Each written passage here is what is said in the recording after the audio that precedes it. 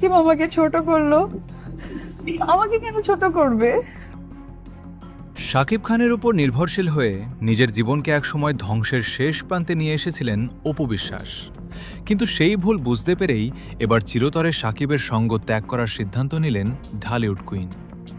শাকিবের সম্মান রক্ষা কিংবা তাকে ফিরে পাওয়ার লড়াইয়ে যে ব্যক্তিত্ব তিনি বিসর্জন দিয়েছিলেন, সেই ভুল থেকে শিক্ষা নিয়ে এবার অপু বিশ্বাস ঠিক করেছেন নিজের ব্যক্তিত্বকে তিনি নিজের মতো করেই সাজাবেন।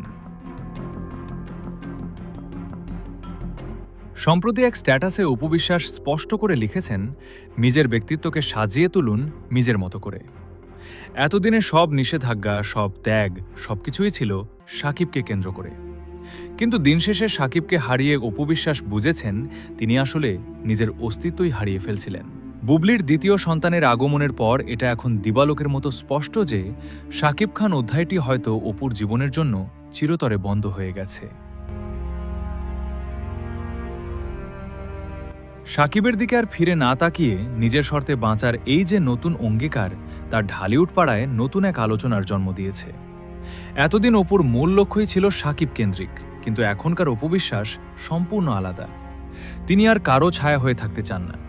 নেটিজেনদের মতে বুবলির সাথে শাকিবের নতুন সংসার গড়ার পর অপুর এই ভিন্ন বার্তাটি মূলত তার চরম সত্য উপলব্ধির প্রকাশ, যেখানে শাকিব আর অপুর জীবনের প্রধান চরিত্র নয়। অপু বিশ্বাসের এই ব্যক্তিত্ব বদলের লড়াইকে আপনি কিভাবে দেখছেন? শাকিবকে ছাড়াই কি অপু বিশ্বাস নিজেকে নতুন উচ্চতায় নিয়ে যেতে পারবেন? জানিয়ে দিন কমেন্ট বক্সে।